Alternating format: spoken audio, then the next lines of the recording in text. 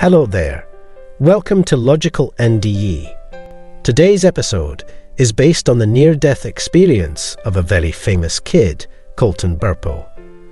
The experience was shared to the press by his father, Todd Burpo, a pastor, Christian to his fingertips.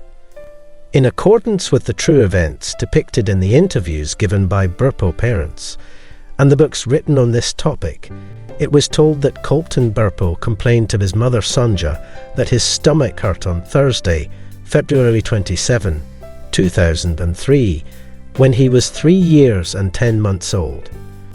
This was the first indication of appendicitis, which his parents were unaware of at the time. After taking him to the doctor, Sonja was informed that he had the stomach flu. He felt better the following morning. Colton's father, Pastor Todd Burpo, had already left for Greeley, Colorado, where he was scheduled to attend a district board meeting for the Wesleyan church. The trip had a dual purpose and wasn't just a vacation like in the movie. Colton, his mother, and his older sister Cassie set out that day to meet Pastor Todd Burpo. While still in Greeley, they visited the Butterfly Pavilion. Later that day, Todd's 3-year-old son's condition significantly deteriorated, leading to the boy's eventual admission to the operating room where he was fighting for his life. This was a period of financial hardship for the Burpo family. A shattered limb, 2 surgeries, kidney stones, and a cancer scare were just a few of the injuries and illnesses Colton experienced in the year before his emergency surgery, according to Todd Burpo. He claims that the family's bank account had been depleted to the point where, when the statements arrived in the mail, he could nearly hear sucking sounds. Colton's ruptured appendix sent them back to the hospital for a stay of close to 2 weeks, just as Todd's broken leg was finally almost behind him, and it appeared that things had started to turn around. Even when Colton was released, they were still dealing with a mountain of accrued debt that was close to $23,000 in size. And there were still more bills on the way. They received a lot of financial assistance from family, friends, friends of friends, and strangers. At first, the local physician at the hospital in Imperial, Nebraska, the Burpo's hometown, ruled out appendicitis. Before we further dive into our content for today, make sure that you have subscribed to our channel. Also, click the notification bell icon so you don't miss any video from us. Don't forget to like the video to stay connected with us. And now let us continue back with our story. Pastor Todd Burpo, Colton's father, observed the shadow of death on his son's face after waiting for his condition to get better. When visiting the sick in hospitals, nursing homes, and hospices, he had already seen that expression. Todd and his wife, Sonja, decided to take Colton to the Great Plains Regional Medical Center, which was 90 minutes away in North Platte, Nebraska, because Colton's health was getting worse, and the physicians were still baffled. A burst appendix was soon identified as the issue via a CT scan. Additionally, it meant that Colton had been experiencing toxic discharge for 5 days. It was the time where the hospital professionals evaluated the issue and concluded that Colton was in critical condition. Colton's father stated to the media that Dr. Timothy O'Halloran, his physician, said, "He's in poor physical condition. He has to be cleaned out, so we must enter. When we cut him open, we'll learn more." Todd Burpo claims that after 2 operations to remove the poison from his son's abdomen, the medical staff at Great Plains Regional Medical Center were astounded when, only a short time after they felt helpless and advised Todd and Sonja to take Colton to a children's hospital, either in Omaha or Denver, Colton's bowels miraculously began to function once more, and his rapidly deteriorating condition dramatically improved. Around this time, a nurse spoke briefly to Todd in private, informing him that Colton Burpo's death was what the physicians and nurses had anticipated. The nurse informed Todd that the physicians had instructed them not to offer any encouragement to his family since they did not believe his son would survive.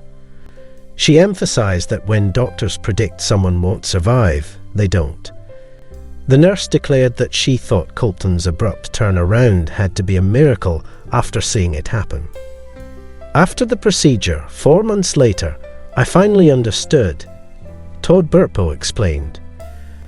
When he could tell us where we were and what we were doing while he was in surgery, that really drew our attention immediately.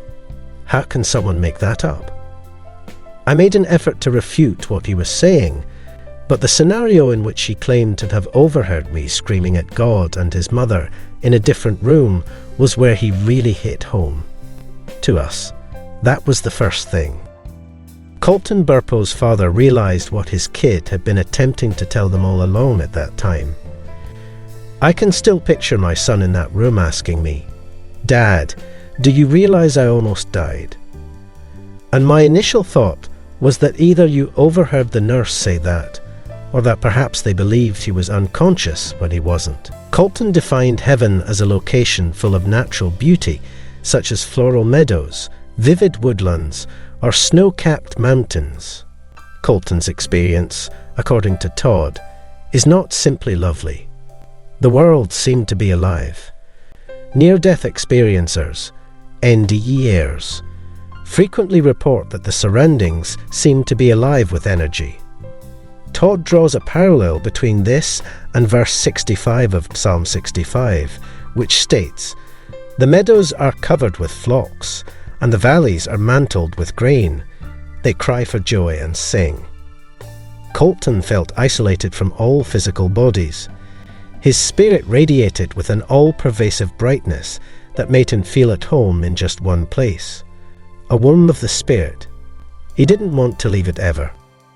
Colton also spoke of meeting a young girl who was later identified as his sister, who was miscarried by his mother before his birth. Colton Burpo recalled, "As I was passing through the gates of heaven, this little child came racing out and gave me a hug. Since I wasn't much of a hugger when I was younger, I was simply sitting there and asking, 'Okay, who are you? What are you doing to me?' It was quite beautiful when she eventually revealed who she was and how happy she was that a member of her family was now in heaven. She was assumed by Colton to be Cassie, his other sister, but he said she had brown hair instead." Todd and Sonja, Colton's parents, assert that they never told their kid about their loss of his sister before Colton was born. On June 20, 1998, Sonja Burpo miscarried while carrying her second child. "How do you explain to a youngster that a baby inside your womb has died?" Colton remarked, "I moved from a place of terrible fear to pure delight." He has never lost his sense of joy. Moving on with the story, Colton Burpo spent a lot more time in the hospital. He started his hospital stay on March 3rd, 2003, Monday, first in Imperial, then at the Great Plains Regional Medical Center. After roughly 16 days in the hospital and 2 procedures at Great Plains to remove the infection and poison from his abdomen, he was eventually released on March 19th, 2003. Many people who have heard the story have questioned if Colton's tale would have been the same if his family had not been religious and if his father had not been a preacher.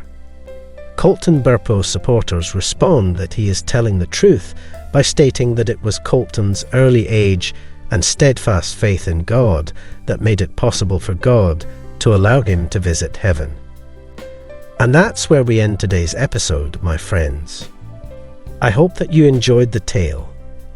Do let us know what you think of Colton's experience and his journey to the heavens. Make sure to share the video with your friends and family to let them have a flavor of our channel. Until the very next video, stay blessed.